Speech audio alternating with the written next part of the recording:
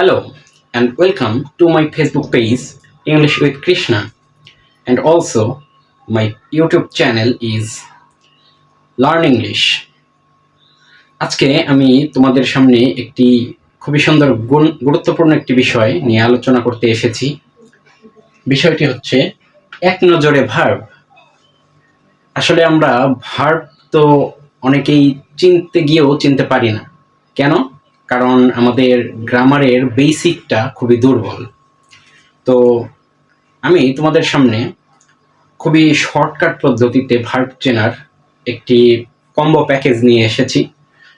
এখানে 4টি মাত্র নিয়মের মাধ্যমে আমরা খুব সহজেই বুঝতে পারবো যে ভার্ব কিভাবে চিনতে পারবো এবং ভার্বটা কোথায় সেট করতে হয় সেটাও আমরা বুঝতে পারবো, কিংবা একটি বাক্যে কোন স্থানে ভার্ব বসতে পারে সেটিও আমরা বুঝতে পারবো। তো চলো শুরু করা যাক। এক নজরে ভার্ব। প্রথম বিষয়টি হচ্ছে সাবজেক্ট এর পরের শব্দটি ভার্ব। আমরা সচরাচর একটি সেন্টেন্স, এই যে এখানে একটি সেন্টেন্স রয়েছে, দে আর প্লেইং ফুটবল। এই সেন্টেন্সের মধ্যে আমরা প্রথমে যে শব্দটি থাকে তাকে আমরা সাবজেক্ট হিসেবে ধরি, যে কাজটি করছে তাকে আমরা সাবজেক্ট হিসেবে ধরি। এখন সাবজেক্টের পরের যে শব্দটি সচরাচর মানে সাধারণত সেই শব্দটি ভার্ব হিসেবে বসে। যেমন এখানে আমরা দেখতে পারি দে, দের পরে আছে আর, আর একটি ভার্ব এবং এটাকে অক্সিলারি ভার্ব বলা হয়। আর এর সাথে আরেকটি রয়েছে প্লেইং, এই প্লেইং ও একটি ভার্ব। তাহলে আমরা এখানে দুইটি ভার্ব পেলাম, একটা হচ্ছে অক্সিলারি ভার্ব এবং আরেকটি মেইন ভার্ব। সেদিকে আমাদের যাওয়ার দরকার নেই, কিন্তু আমরা কি বুঝলাম, সাবজেক্টের পরের যে শব্দটি সেটিকে আমরা কি হিসেবে ধরতে পারি, ভার্ব। যেমন এই শব্দে দেখা যাক, she reads a book. She হচ্ছে সাবজেক্ট, শি এর পরের যে শব্দটি রিডস, এই রিডস হচ্ছে একটা কি, ভার্ব।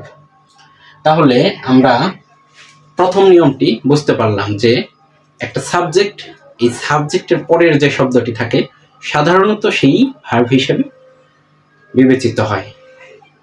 দ্বিতীয় যে উপায়টি, ভার্ব এর সাথে সাধারণত এস বা ইএস অথবা ইডি অথবা আইএনজি, এখানে এস, ইএস, ইডি অথবা আইএনজি এই ধরনের বিষয়গুলো উল্লেখ থাকে ভার্বের সঙ্গে, ভার্বের সাথেই এগুলো লাগানো থাকে। যেমন আমরা এখানে দেখতে পারি আর এবং আর একটি ভার্ব এবং প্লেইং একটি ভার্ব। প্লেইং এর মধ্যে এখানে আইএনজি রয়েছে, আইএনজি এই যে এখানে আমরা দেখতে পেয়েছি যে আইএনজি যদি ভার্বের সঙ্গে লাগানো থাকে, কোনো শব্দের সঙ্গে লাগানো থাকে, সেটিকে আমরা ভার্ব হিসেবে ধরতে পারি। আইএনজি লাগানো আছে এখানে প্লে এর সঙ্গে, তাহলে প্লে এর সঙ্গে আইএনজি মানে প্লেইং, এটা একটি ভার্ব।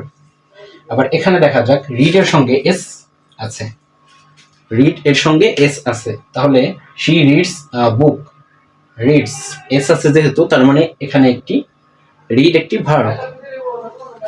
দ্বিতীয় বিষয়টি আমরা ক্লিয়ারলি বুঝতে পেরেছি আশা করি।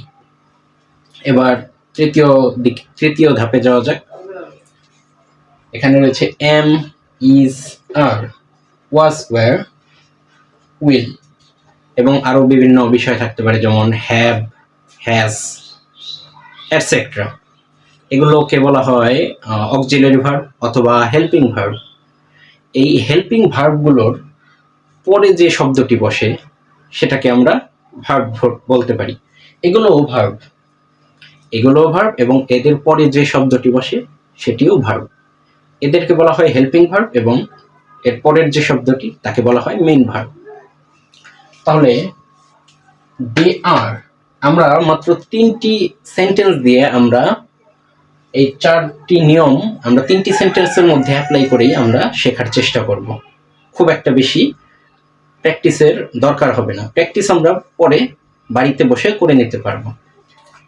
তাহলে দে আর প্লেইং ফুটবল, এখানে আর, এই যে আর একটা অক্সিলারি ভার্ব, ওর পরের যে শব্দটি প্লেইং, এই প্লেইং হচ্ছে ভার্ব। বিষয়টা খুবই ক্লিয়ার না? এবং খুবই ইন্টারেস্টিং, সহজ মনে হচ্ছে। চলুন চতুর্থ ধাপে যাওয়া যাক। ভার্ব ছাড়া বাক্যটি গঠন হয় না।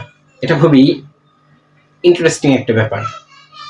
অন্য কোনো ওয়ার্ড ছাড়া আমরা একটা বাক্য গঠন করতে পারি, কিন্তু কোনো ভার্ব ব্যতীত, ভার্ব ছাড়া আমরা কোনো বাক্যই গঠন করতে পারবো না।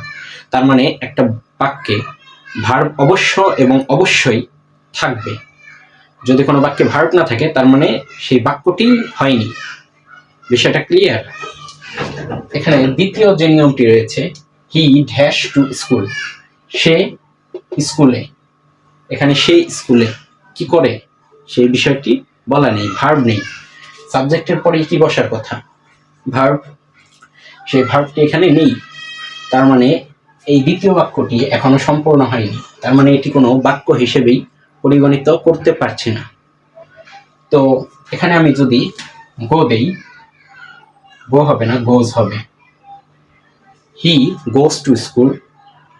এখন আমরা এই দ্বিতীয় বাক্যটিকে সম্পূর্ণরূপে ধরতে পারি এবং সাবজেক্টের পরের শব্দটি ভার্ব, এর সঙ্গে এস অথবা ইএস রয়েছে। তাহলে আমরা এই চারটি ধাপের মাধ্যমে আমরা বুঝতে পারলাম যে চারটি ধাপের মাধ্যমে আমরা একটি সেন্টেন্সে কিভাবে ভার্ব থাকতে পারে সেটা আমরা খুবই ক্লিয়ারলি বুঝতে পারলাম। আশা করি তোমরা খুব সহজভাবে এটি নিজের ব্রেনে সেভ করে নিতে পারবে। ধন্যবাদ সবাইকে।